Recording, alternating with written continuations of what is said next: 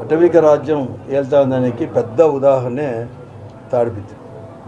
ఈరోజు పెద్దారెడ్డి గారు తాడిపిత్రి నియోజకవర్గం హెడ్ క్వార్టర్స్ అయిన తాడిపిత్రి నియోజకవర్గానికి తన సొంత ఇంటికి కూడా పోయి ఉదయం తెల్లారుజామునే 7-15 మధ్యలో కూడా పోతే వెంటనే అతను ఇంకా కూడా లేదు, ఇంకా కొద్ది మంది కార్యకర్తలు లేకపోతే అక్కడ ఆ నియోజకవర్గానికి సంబంధించిన నాయకులు వస్తున్నప్పుడే పోలీసు వారు మరొక మారు కూడా బలవంతంగా అక్కడ ఉండకూడదని చెప్పేసి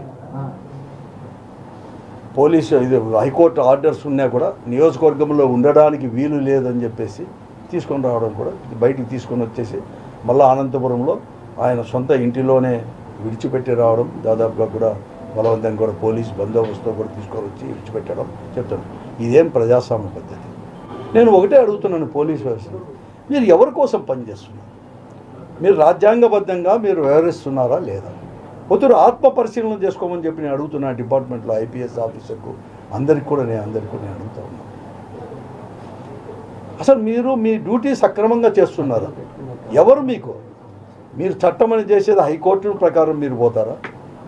లేకుంటే మీ డీజీపీ వాళ్ళు ఏమైనా కానీ ఉత్తర్వులు ఇచ్చేసారా? మీ పోలీస్ డిపార్ట్మెంట్ కానీ ప్రభుత్వం కానీ ఏమైనా ఉత్తర్వులు ఇవ్వడం జరిగిందా? లేకుంటే మీరు పెద్దారెడ్డికి ఆ నియోజకవర్గంలో ఏమన్నా కానీ అరాచకం పనులు కానీ ఏదైనా చేసి ఉంటే మీరేమన్నా అతన్ని ఏమన్నా ఆ నియోజకవర్గంలో కాలు పెట్టకూడదని బహిష్కరించినారా అధికారికంగా అని చెప్పి నేను అడుగుతాను. అది పెద్దారెడ్డి గారికి ఒక చట్టము, ఆ రోజు ఇచ్చిన ఇతరులకు అనేది అక్కడ ఉండే వారికి ఒక చట్టమా అని చెప్పి నేను అడుగుతాను. ఏమి ఇది ఏంటన్నా? ఎవరు మాట వింటున్నారు మీరు? నేను అడుగుతాను డిపార్ట్మెంట్ని కూడా, ఎస్పీ గారిని అందరిని కూడా, మీరు చూపించండి ఆర్డర్ ఏదైనా కానీ ప్రభుత్వం నుంచి ఏమన్నా వచ్చిందా?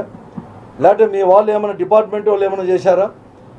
లేకుంటే మేము పంపించాలని హైకోర్టు క్లియర్గా కూడా డైరెక్ట్ చేసింటే మేము పంపించలేము అని చెప్పేసి మళ్ళీ మీరు ఏమన్నా హైకోర్టుకి వేసి హైకోర్టు నుంచి మళ్ళీ తిరిగి ఏమన్నా ఉత్తర్వు ఆర్డర్ ఏమన్నా పొందారా అని నేను ప్రశ్నిస్తున్నాను.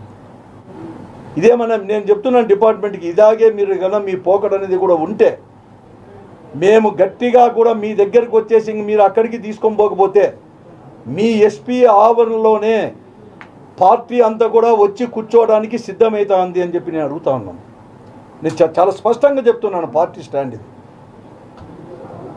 పునరాలోచన చేసుకోమని చెప్పి నేను అడుగుతా ఉన్నాను డిపార్ట్మెంట్ని. ఇప్పుడైనా కానీ వెంటనే పెద్దారెడ్డి గారిని వెంటనే ఆ ఇంటిలో తాడిపిత్రులో అతను సొంత ఇంటిలో చేర్చాల్సిన బాధ్యత తీసుకొచ్చిన బాధ్యత పోలీసు వారిదే.